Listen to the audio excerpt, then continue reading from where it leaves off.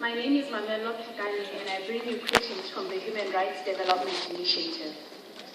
I dedicate my first words to all the people living with HIV and all vulnerable and oppressed groups. In fact, they are not my words, but an extract from an African elegy by Ben Okri, and I quote, "We are the miracles that God made to taste the bitter fruit of time. We are precious, and one day our suffering will turn into the wonders of the earth." End of quote. Dear Commissioners, we are relatively new here, and our organization has the most amazing experience with the Commission so far. We have witnessed a speed and efficiency that we were surprised at because we'd heard how long it would take before the Commission would respond to things and all the many hurdles we would need to jump through before any resolution or action is taken. Yet, the very first time we attended a session and requested the establishment of a special mechanism for the protection of the rights of people living with HIV, it was established.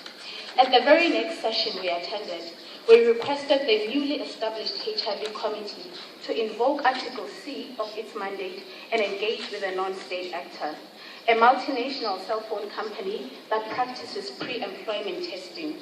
After some discussion, the committee agreed and wrote and signed the letter, and this was done in 2011.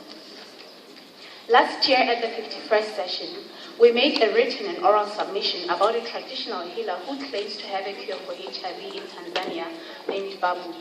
We asked the Commission in writing and through this forum to invoke Articles C and D and engage with the government of Tanzania. Dear members of the HIV committee, we noticed that neither of these two submissions were mentioned in the report of the HIV committee and request an update regarding the progress made on them. I come now to my country, Lesotho, where my colleague and I consulted people living with HIV. I would like to highlight one problem today that was raised by the staff at the Roma clinic. They said that in the past they were able to treat their patients professionally. In the words of one of the nurses, viral load tests were used to monitor the effects of ART, to track viral suppression and detect treatment failure, which enabled us to take better and precise care of our patients. End of quote. These days, they are forced to eye test their patients, which means that they just look at the patient's physical condition to see if the treatment is working or not. We ask that the HIV committee engages with the government of Lesotho to ensure that the government provides the necessary facilities to conduct effective scientific viral load testing, especially for the poor and vulnerable people living with HIV in Lesotho. I thank you, Madam Chair.